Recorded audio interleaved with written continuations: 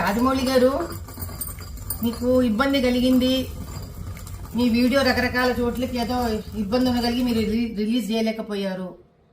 ఎవరి కష్టాలు వాళ్ళకు ఉంటాయి, కాదనట్లేదండి. కానీ ఆంజనేయ స్వామి వెనకుండి నడిపిస్తాడు అని మీ నాన్నగారు అన్నారు. అది ఇప్పుడు భావ్యంగా అనిపించట్లేదు మీకు అన్నారు కదా. పోనీ బాహుబలి సినిమాలో కోట్లు సంపాదించారు కదండి శివలింగాన్ని ఎత్తిపించి పాపం ప్రభాస్ గారితో. అప్పుడేమన్నా శివుడి మీద ఏమైనా దానకం చదివారా మీరేమన్నా? ఏ శివాలయానికి ఏమన్నా దాన ధర్మాలు చేశారా? ఆ రోజు చేసింది లేదు, ఈ రోజు తిట్టుకోవడం ఎందుకండి ఆంజనేయ స్వామిని చెప్పండి. కుల వృత్తిలో వ్యక్తులు అంటే కుమ్మరివాడు ఆ కుమ్మరి వస్తువులని, కంసాలివాడు తన కంసాలి వస్తువుని, డాక్టర్ తాను సర్జరీలో వాడే సర్జరీ వస్తువులని, వీటిలన్నిటినీ దైవంగా భావిస్తారండి.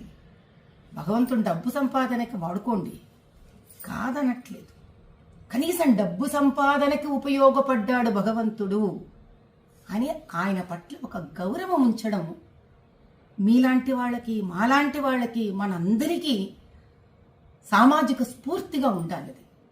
ఎందుకంటే ప్రజలు మనని చూసి మన మాట విని చైతన్యవంతమవుతారు. అంత బేలలాగా మీరు ఎవరో ఏదో షాట్లు మీకు కొట్టేశారు కాబట్టి మీకు ఆంజనేయ స్వామి వెనక లేడని మీరు భావించడం, ఆ తర్వాత వెంటనే సమస్య తీరిపోగానే చిన్నపిల్లలాగా వేసేసుకోవడం, ఇంకా నిలకడెక్కడుంది రాజమౌళి గారు మీ అంత పెద్ద మనిషికి కూడా?